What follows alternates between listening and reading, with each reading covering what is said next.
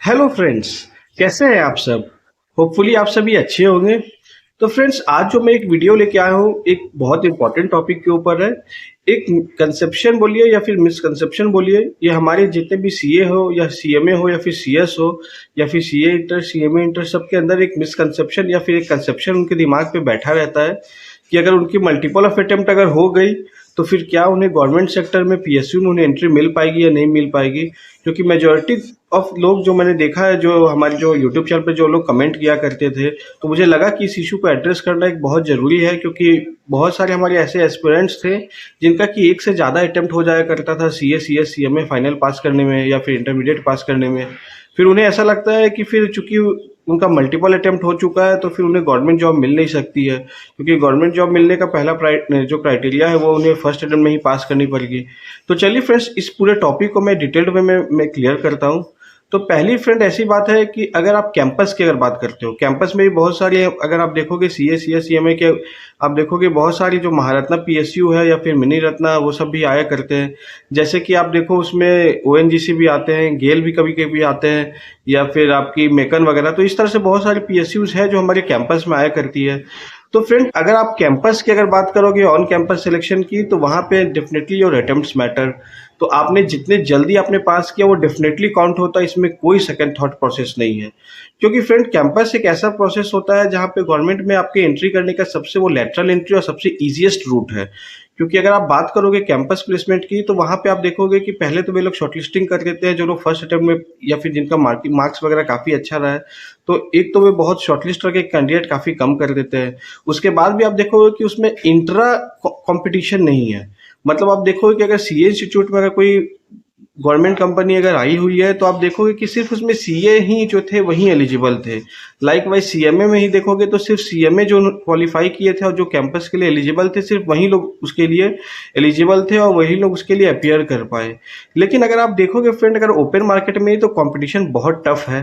क्योंकि open market में आप देखोगे किसी वैकेंसी के अगेंस्ट में चार्टर्ड अकाउंटेंट भी एप्लीकेबल होते हैं, कॉस्ट एंड मैनेजमेंट अकाउंटेंट भी एप्लीकेबल होते हैं, कंपनी सेक्रेटरी भी एलिजिबल होते हैं, एमबीए इन फाइनेंस भी एलिजिबल होते हैं। तो सबसे इंपॉर्टेंट तो कंपटीशन इसमें काफ़ी ज़्यादा स्ट्रिफ हो जाता है, काफ़ी टफ कंपटीशन हो जाता है। उसके बाद भी फ्रेंड आप देखोगे कि उनमें जो सिलेक्शन का जो क्राइटेरिया है वो भी काफ़ी डिफरेंट है। क्योंकि आप देखोगे कि आपके जो 50% ऑफ टॉपिक जो आपके रिटन एग्जामिनेशन में वे लोग पूछते हैं वो आपके डोमेन टेक्निकल पार्ट से होती है, लेकिन 50% टॉपिक जो वे लोग पूछते हैं वो कंप्लीटली वैसे टॉपिक होते हैं जिससे कि हमारे सीएस या सीएमए का कोई लेना देना नहीं है। तो वे लोग उसमें रीजनिंग पूछते हैं, डेटा इंटरप्रिटेशन पूछते हैं, जीके जीएस पूछते हैं, मैथमेटिक्स पूछते हैं, क्वांट वगैरह। तो ये सारे कंप्यूटर वगैरह, तो जीएस, तो ये सारे वो टॉपिक है जिससे हमारा कोई सरोकार नहीं होता है, और इस कारण से इसमें सिलेक्शन और ज़्यादा टफ हो जाती है। फर्दर अगर देखी जाए तो आप अगर बात करोगे अगर ओपन मार्केट कंपटीशन की, तो वो बिल्कुल बराबर पे आप देखोगे, सारे प्रोफेशनल बिल्कुल बराबर पे खड़े हैं।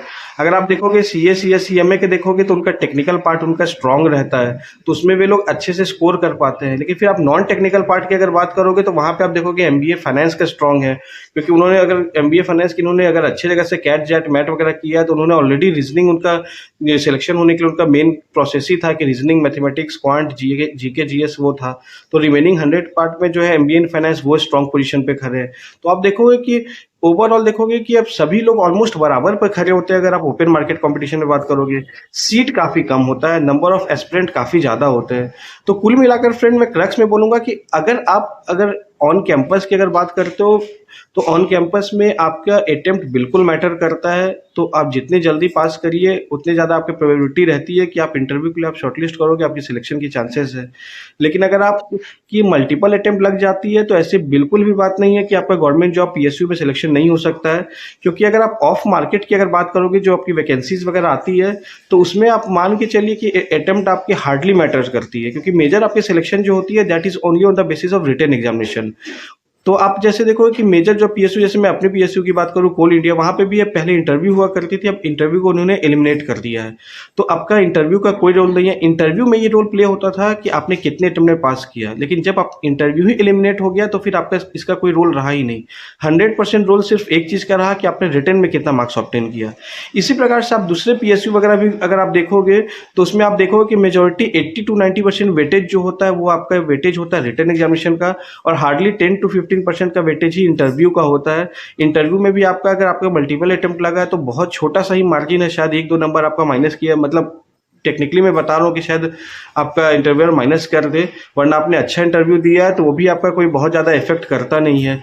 तो कुल मिलाकर समराइजेशन में यही है फ्रेंड कि अगर आपको पहला टारगेट रखना है कि आप जल्दी से जल्दी सीए, सीएस, सीएमए पास करें, क्योंकि आपको पहला टारगेट करना है कि जो सॉफ्ट एंट्री टू पीएसयू या गवर्नमेंट एग्जामिनेशन है वो कैंपस ही है, क्योंकि वहाँ पे बिल्कुल कम कंपटीशन में आपका सिलेक्शन हो जाया करता है। आपको कुछ अलग से बहुत high skill set of knowledge भी एक्वायर नहीं करनी पड़ती है, जैसा कि आपको ऑफ मार्केट में आके करना है। तो कोशिश करें कि जल्दी से जल्दी आप लोग अपने प्रोफेशनल एग्जामिनेशन आप लोग पास कर ले। लेकिन अगर अनफॉर्चुनेटली अगर आपने प्रोफेशनल एग्जामिनेशन पास करने में देरी भी लगा दी, तब भी आपको घबराने की बिल्कुल भी जरूरत नहीं है। आप ऑफ मार्केट में आओ। ऑफ मार्केट में जिन्होंने सीए, सीएस, सीएमए में रैंक 1 लाया है या फिर जिन्होंने सिंपल 50% से लाके क्वालिफाई किया, दोनों बिल्कुल बराबर पे खड़े हैं। जो लोग भी अपने टेक्निकल पार्ट और नॉन टेक्निकल पार्ट पे अच्छे से जो लोग अपनी तैयारी करेंगे, इफेक्टिवली जो लोग एग्जीक्यूट करेंगे अपने प्लानिंग को, उन्हीं लोगों का सिलेक्शन होगा। और इसमें आपको और एक और है कि एमबीए फाइनेंस के भी दिमाग में ये चीज रहता है कि सर हम लोग सीए, सीएस, सीएमए के साथ कॉम्पीट नहीं कर पाएंगे क्योंकि उनका टेक्निकल पार्ट काफी स्ट्रांग रहता है। तो उनके लिए भी बिल्कुल लेवल प्लेइंग अपॉर्चुनिटी है, क्योंकि उनके पास रीजनिंग मैथमेटिक्स का उनके पास अपर हैंड रहता है। तो आराम से वो लोग बिल्कुल सारे प्रोफेशनल आप देखिए जाए सीए, सीएस, सीएमए या फिर एमबीए फाइनेंस, वे सारे बिल्कुल बराबर पर खड़े हुए हैं। जो लोग भी अच्छे से मेहनत करेंगे, इफेक्टिवली मेहनत करेंगे, स्मार्टली, मोस्ट इंपॉर्टेंट स्मार्टली मेहनत करेंगे और उसे अच्छे से एग्जीक्यूट करेंगे, तो उन सारे लोगों का सिलेक्शन इसमें डेफिनेटली हो जाएगा।